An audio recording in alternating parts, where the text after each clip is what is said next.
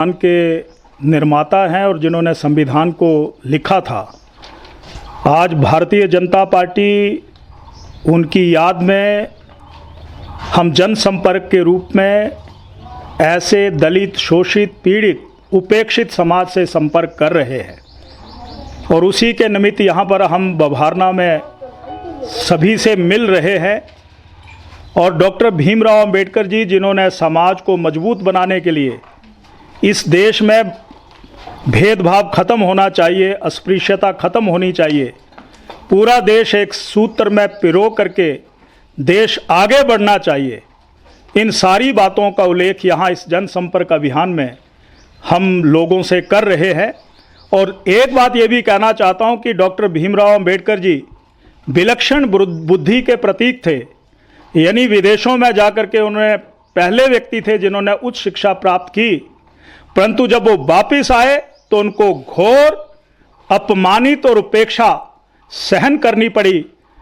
और जब हिंदुस्तान में आज़ादी के बाद कांग्रेस की हुकूमत बनती है तो सबसे ज़्यादा प्रताड़ित करने का काम अगर किसी ने किया, उनको किसी भी महत्वपूर्ण समिति में नहीं रखा गया, ना विदेश नीति से संबंधित, ना अर्थव्यवस्था से संबंधित, यानी अंत में उन्होंने फैसला किया और पंडित जवाहरलाल नेहरू जी की सरकार से इस्तीफा दे दिया। और एक बात और कहना चाहता हूं कि 2 बार जब वो लोकसभा का चुनाव लड़ते हैं, जवाहरलाल नेहरू जी के निजी सचिव उनके विरुद्ध चुनाव लड़ते हैं और उनके खिलाफ दुष्प्रचार किया जाता है ताकि वो पार्लियामेंट में जीत करके ना आए, और लगभग 74,000 से अधिक वोटों को निरस्त कर दिया जाता है, अवैध कर दिया जाता है। परंतु आज की कांग्रेस की लीडरशिप कह रहे हैं कि संविधान खतरे में है। अरे संविधान खतरे में तो आपने डाला, संविधान खतरे में है, कांग्रेस ने उनको डाला। श्री नरेंद्र मोदी जी ने सबसे ज्यादा अगर सम्मान दिया है डॉक्टर भीमराव अंबेडकर जी को, जिनका यह कहना है कि डॉक्टर भीमराव अंबेडकर किसी एक समाज के नहीं, वो पूरे समाज के हैं। इसीलिए जहां पर वो पैदा हुए, जन्मभूमि महू मध्य प्रदेश, उसको तीर्थ स्थान बनाया गया। कहां थी कांग्रेस? दीक्षा भूमि नागपुर, उसको एक स्मारक बनाया गया। कहां थी कांग्रेस? शिक्षा भूमि लंदन में पढ़ाई की। कहां थी कांग्रेस? और महापरिनिर्वाण स्थल दिल्ली बनाया गया। कहां थी कांग्रेस? मैं कांग्रेस वालों से प्रश्न पूछना चाहता हूं। और चैत्य भूमि बंबई, कहां थी कांग्रेस? यानी ये स्थान पंच परमेश्वर तीर्थ स्थान के रूप में बनाया गया, तो ये श्री नरेंद्र मोदी जी ने किया।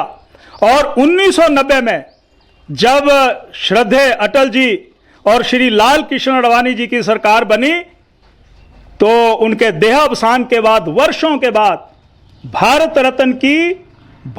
रत्न के पद से उनको सुशोभित किया गया। कांग्रेस ने तो अपने जो भी चहेते थे, परिवार के लोग थे, उन सभी को भारत रत्न दे दिया गया। और आदम कद का चित्र जो है, ये पहली बार भाजपा की सरकार ने दिल्ली में लगाया पार्लियामेंट में। ये भारतीय जनता पार्टी ने डॉक्टर भीमराव अंबेडकर जी को एक श्रद्धांजलि कह दीजिए, ये कह सकते हैं कि उनके सम्मान में तमाम काम किए गए, ये भी मैं कहना चाहता हूं। तो कुल मिलाकर के कांग्रेस का अपमान, और कांग्रेस ने डॉक्टर भीमराव अंबेडकर जी को एक समाज के साथ बांधने का काम किया है, पर उनका अपमान करने में कोई कसर नहीं छोड़ी। तो समाज को हम ये कहना चाहते हैं कि हम अस्पृश्यता, जो डॉक्टर भीमराव अंबेडकर जी का मुख्य हेतु था, वो खत्म करेंगे। और दूसरा, सभी को न्याय मिले, भेदभाव खत्म हो और सामाजिक तालमेल बना रहे, इस दिशा में निरंतर आगे बढ़ने का हम प्रयास करेंगे। तो आज इसीलिए हम जनसंपर्क कर रहे हैं। डाक टिकट डॉक्टर भीमराव अंबेडकर जी के नाम पर और चित्र के साथ किसने जारी किया? कहां थी कांग्रेस? जो सिक्के हैं वो भाजपा और नरेंद्र मोदी जी ने जारी किए। कहां थी कांग्रेस? इसलिए हम समाज के बीच में ये सारी बातें रखने के लिए यहां पर रखना चाहते हैं। डिजिटल ट्रांजैक्शन भीम ऐप के नाम से हो रहा है। आप भी जो डिजिटल ट्रांजैक्शन, कहीं पर गोलगप्पे खाते हैं, कहीं पर हम फास्ट फूड लेते हैं, कहीं पर हम कहीं पर दुकानदार को पैसा देते हैं, तो तो कैश नहीं है तो डिजिटल ट्रांजैक्शन हो रहा है। पूरी दुनिया में सबसे ऊपर डिजिटल ट्रांजैक्शन में हिंदुस्तान है। अगर ये भीम ऐप किसी ने शुरू किया तो ये श्रद्धेय श्री नरेंद्र मोदी जी ने शुरू किया है। मैं आपसे भी निवेदन करना चाहता हूं, हम इस विचार के साथ चलें और जो कांग्रेस में समाज में दुष्प्रचार फैलाने का काम किया है उनको भी सचेत कर दें कि अब हम तुम्हारे झूठे आश्वासनों में आने वाले नहीं हैं।